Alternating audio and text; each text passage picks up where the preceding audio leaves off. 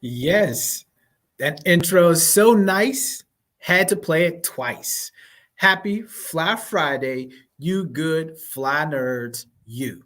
Yes, it is I, once again, Shern, Cutter Smooth, EP Digital, Nanko Arrow, New Age Nerds, coming again on another Fly Friday 15, bringing you the latest and greatest information on the, let's say the fly industry, because the fly industry, not necessarily aviation, because it's not airplanes. We're not talking about helicopters, no spaceships just yet, but eVTOLs, urban air vehicles, drones, whatever you call them, those things, even though some people may call them an orb, ORB, no acronym needed.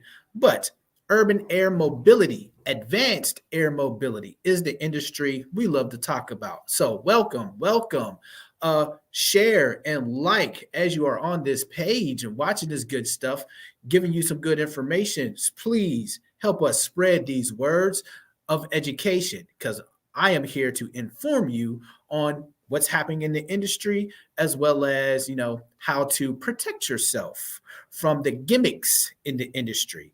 And what's new this week, of course, expect a lot of gimmicks, but what happened is first up is the Dubai Air Show. Yes. Now, this is an air show of that I like to see. I've never been, of course. You can only see it on YouTube if you've never been. But I've been to an air show. This past year air show was a bit of a disappointment. But Dubai, now they put on a show. If we could go ahead and roll the footage or what have you, there was a lot of aircraft there.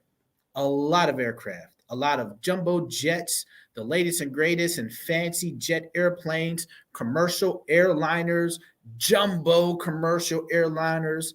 Boeing introduced its 777X, which is a major, large airplane, twin engine, took off damn near vertical. Now, that is a feat, but it does nothing for urban air mobility. Now, with all of the technologies being shown at these places, some drones, some helicopters, most of it were airplanes, but I did not see not one featured eVTOL at the air show. So, if this is the latest and greatest of aviation in the world, mind you, all countries were in attendance showing off their latest and greatest technologies. But the urban air mobility was lacking. Like, yes, you can see here some drones. Some drones were in attendance, but no drones were in the air show. So having drones show off what they can do, like they had the airplanes show off what they can do, and they had some helicopters show off what they can do. But no drones and no eVTOLs were in attendance, which made me wonder, ooh, we are at the very, very, very, very, very beginning of this industry, in which even the big dogs are afraid to show off in front of the other big dogs. And that's a good thing. That's a good thing. So if you're interested in getting into the UAM industry, now is the time. Because I assure you, next year, I think there's going to be some people flying, trying to show off their stuff, right? And I look forward to it. And if not next year, that means we're extra early in the year after. Even we, Nanko Aero, will be at the Dubai Air Show. Now, next is the Co-Motion. So CO Motion, Los Angeles, which was meant to be a modern mobility conference held in Los Angeles, right? So another, not necessarily an air show, but a gathering of similar minds with the intent of discussing and perhaps networking and bringing about the new industry of advanced mobility. That means driverless cars, automated cars, scooters, and anything else mobility wise that fits in the modern mobility plan. Now, of course, as you can see in the picture, eVTOLs were one of them. But the discussion on eVTOLs was very limited. For the most part, it was an okay conference, not much new information besides Los Angeles. Los Angeles is a key city in terms of advancing their mobility structure, infrastructure. So, if you're out there, you're wondering, which is going to be our next segment, what cities are really leading the mobility and even more so the advanced mobility industry, right? So even if you had an eVTOL, where could you really fly it?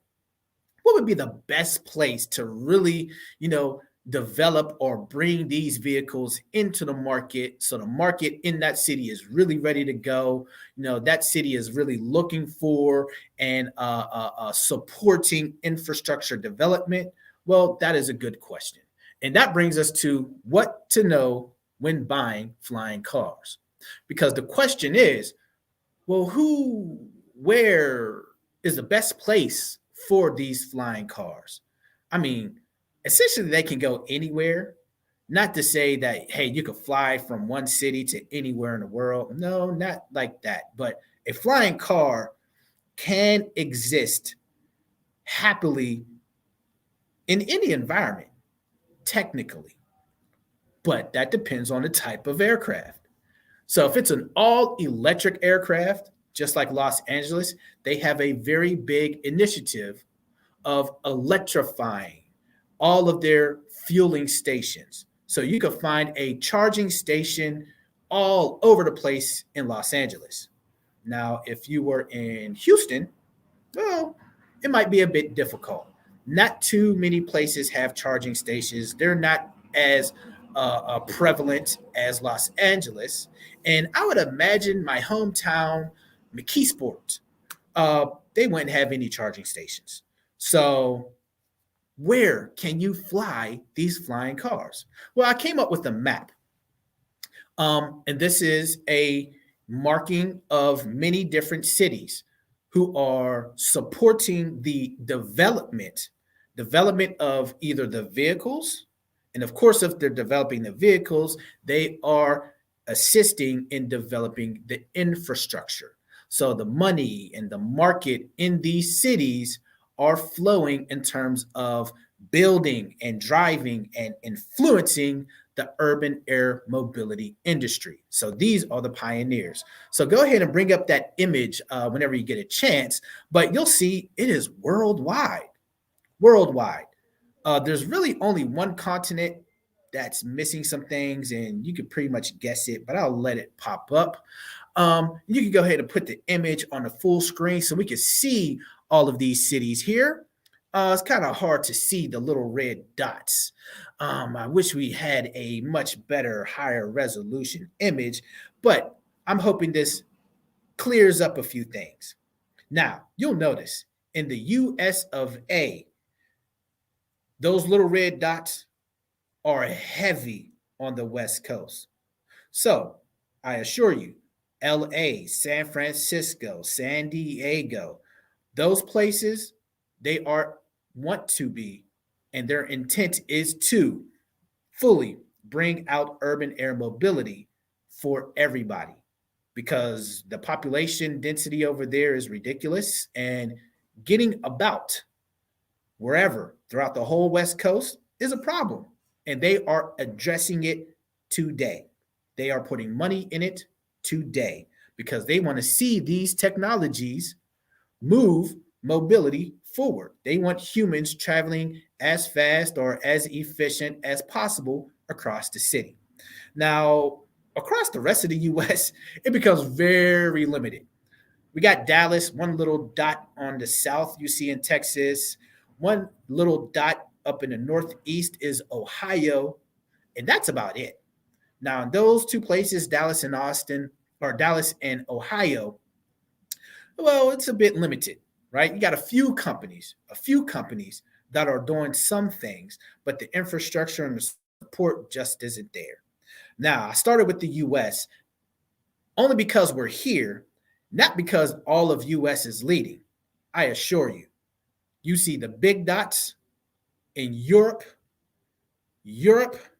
from Germany to Italy to the UK, London to Russia, they are after urban air mobility. They love the idea of flying cars to fly people, to fly emergency, even for, of course, Air Force and Department of Defense.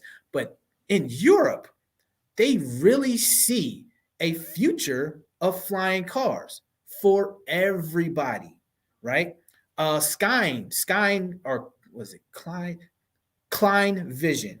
Sorry. The actual flying car, the automobile, which you put wings and a propeller on, right? That again, that comes out of Europe. That is not an American invention. Europeans have been after this flying car movement for a while, even on the let's say basic or not so practical inventions, right? But they are in full support of driving this industry.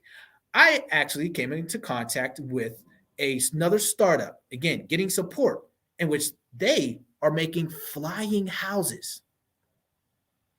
So, yes, there's flying cars in Europe, but they're also working on flying houses. Oh, my goodness. Urban air mobility is on another tier over there. So, if you're looking to really be one of the first and early adopters for urban air mobility, Europe is on top of it. You'll be likely to receive or fly something over there than anywhere else. Of course, India, as well as China, as well as Australia, have certain spots, but you'll notice Africa doesn't have anything. And I find them to need them the most, especially in the infrastructure that they're trying to build. Now, that is a global image of really who is flying, what cities are bringing on these technologies now. So look for it in the future, those cities developing more and seeing more of those. So this leads us to who is flying now. Yes, there are a few companies out there flying now. Of course, we have one coming up. I believe the first one that we have on the list is Bellwether. Let me get my list here. I'm sorry. No, Bellwether will be for next week. This week we have Whisk Aero. Whisk Aero finally demonstrated or showed a video of their vehicle. Now, they've been in development for quite some time, coming out of the Uber Elevate, along with Archer Aviation project, driving one of the initial influencers of the urban air mobility industry in the US. Whisk Aero, which is a winged eVTOL. Remember, we discussed winged versus wingless eVTOLs. There are different. The leaders, pioneers within the winged eVTOLs, Whisk Aero, finally demonstrating their full-scale prototype, how it flies and how it maneuvers. And of course, it seems pretty normal. They got a commercial showing their vision and where they see their vehicle helping out the industry. Another company, eMagic. Now, eMagic is new, very new. Now, we haven't seen this before, but from the same makers of Volocopter, they have developed another type of eVTOL.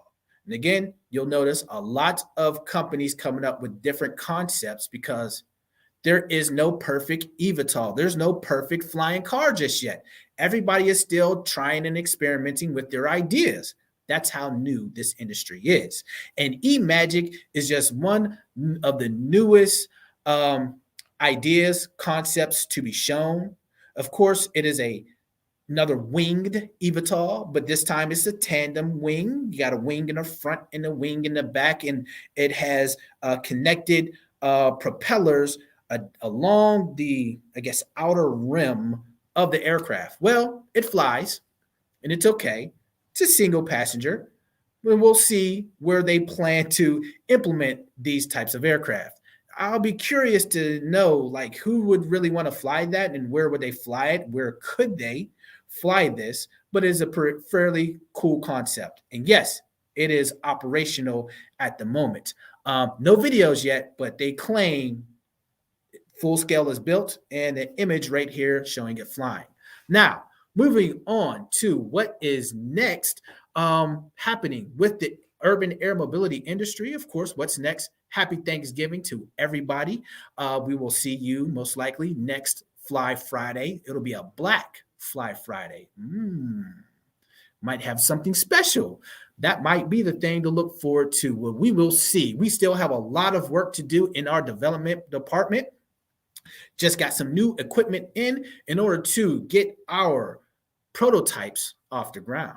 So, what's next? Well, we look forward to showing you a few demonstrations of our vehicle ourselves. So stay tuned, share the video, look back at the past videos to educate yourself on this whole industry. This is episode umpteen. I don't even know. We've done a whole lot. So go ahead and review everything so that you can get all the information needed, because 2022 is going to be a hot year for urban air vehicles and flying cars. I assure you, even if we have to make it ourselves. Until then, people, happy Fly Friday. Peace and blessings to you all. Aim high, stay fly. Peace, people. Sky Freedom.